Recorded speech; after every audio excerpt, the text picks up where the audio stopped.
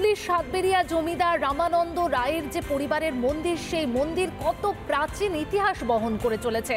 আর শুধুমাত্র কিন্তু যে এই সাতবেরিয়ার জমিদার রামানন্দ রায়ের পরিবারের যে মন্দির, সেই মন্দিরই নয়, এর পাশাপাশি কিন্তু বলা যেতে পারে যে দরিয়াপুর বা দেরে গ্রামে ঠাকুর শ্রী রামকৃষ্ণের বাবা ক্ষুদিরাম চট্টোপাধ্যায়ের পরিবার বাস করতেন। জমিদার রামানন্দ রায় পরিবারের মন্দিরে যে রঘুনাথ শিলা রয়েছে, তার নিত্য সেবার দায়িত্ব পালন করতেন ক্ষুদিরাম। শুধু তাই নয়, এই চট্টোপাধ্যায় পরিবারের কাছেও ছিল চক্র পরিবৃত সীতারাম শিলা রঘুবীর। তবে জমিদারের হয়ে মিথ্যা সাক্ষ্য দিতে নারাজ হলে তাকে গ্রাম ছাড়তে হয়। কামারপুকুর যাওয়ার রাস্তায় ধানের খেতে কুলদেবতা সেই সীতারাম রঘুবীর শিলা পড়ে হারিয়ে যায়।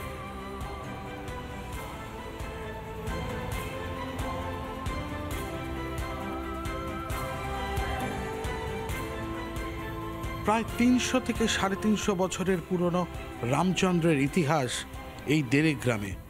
সেই ইতিহাসের বর্ণনা করছেন ঠাকুর শ্রীরামকৃষ্ণের বংশধর, তার পরিবারের সদস্য এই মানুষটি।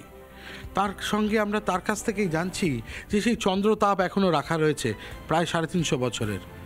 আর সেই চন্দ্রতাপ অর্থাৎ যা আঁকা রয়েছে শ্রীরামচন্দ্রের নামাঙ্কিত, সেই চন্দ্রতাপ ৩৫০ বছরের ইতিহাস, বাংলার শ্রীরামচন্দ্র ৩৫০ বছরের ইতিহাস সাক্ষ্য বহন করছে। আর এই সেই মন্দির, যে মন্দিরে এখনও রঘুনাথ জিউয়ের সেই শালগ্রাম শিলা, যা সীতারাম নামে পরিচিত, প্রায় ৫০০ বছরের ইতিহাস সাক্ষ্য বহন করছে। সেই ৫০০ বছরের ইতিহাস নিয়ে সেই শালগ্রাম শিলা অর্থাৎ সীতারামের পুজো হয়ে চলেছে আজও। এখানকার যিনি পূজারী অর্থাৎ ঠাকুর শ্রী রামকৃষ্ণের বংশধর রামচন্দ্র বন্দ্যোপাধ্যায়, তিনি এখনও পুজো করছেন। এবং এই সেই শালগ্রাম শিলা, এই সেই সীতারামের সেই শিলা, যা বাংলার ইতিহাসে ৩০০ বৎসর থেকে ৫০০ বৎসরের এক ইতিহাসের সাক্ষ্য বহন করছে।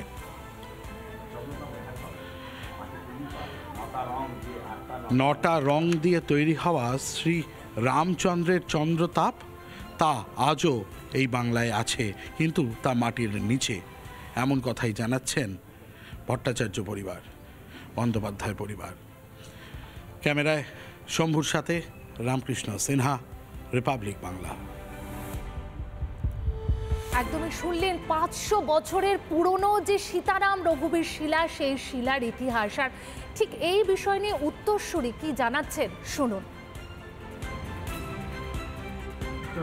২৫০ বছর থেকে ওই ২৫৫ ৬০ ৭০ বছর আগে এখানে জমিদার ছিল আমাদের সাতবেড়ে, দেরেপুর বা পার্শ্ববর্তী গ্রাম বা গঞ্জের যে জমিদার ছিল, তার নাম হচ্ছিল রামানন্দ রায়। আর এখানকার এই যে জায়গাটা দেখতে পাচ্ছেন, এই জায়গাটা হচ্ছে আমাদের ব্রাহ্মণপল্লী। এই ব্রাহ্মণপল্লীতে বাস করতেন ঠাকুর রামকৃষ্ণদেবের পিতা ক্ষুদিরাম চট্টোপাধ্যায়। ক্ষুদিরাম চট্টোপাধ্যায় এখানে একটি তেলিপুকুর বলে পুকুর আছে, ওই পুকুরটা গোটাটা ছিল। এই তেলিপুকুরের চারপাশে ব্রাহ্মণ পরিবাররা বাস করত এবং ক্ষুদিরাম চট্টোপাধ্যায় ওই রামানন্দ রায়ের কুলপুরোহিত ছিলেন। ক্ষুদিরাম চট্টোপাধ্যায় সাধারণত সীতারাম আর রামচন্দ্রের পূজারী ছিলেন। উনি সীতারাম আর রামচন্দ্রকে নিয়ে যেতে পারেননি।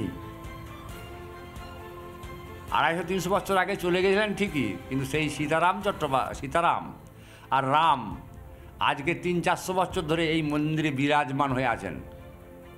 কারণ তাদেরই দৌহিত্র বংশধর রামপ্রসাদ বন্দ্যোপাধ্যায় পুজো করছে বংশানুক্রমে।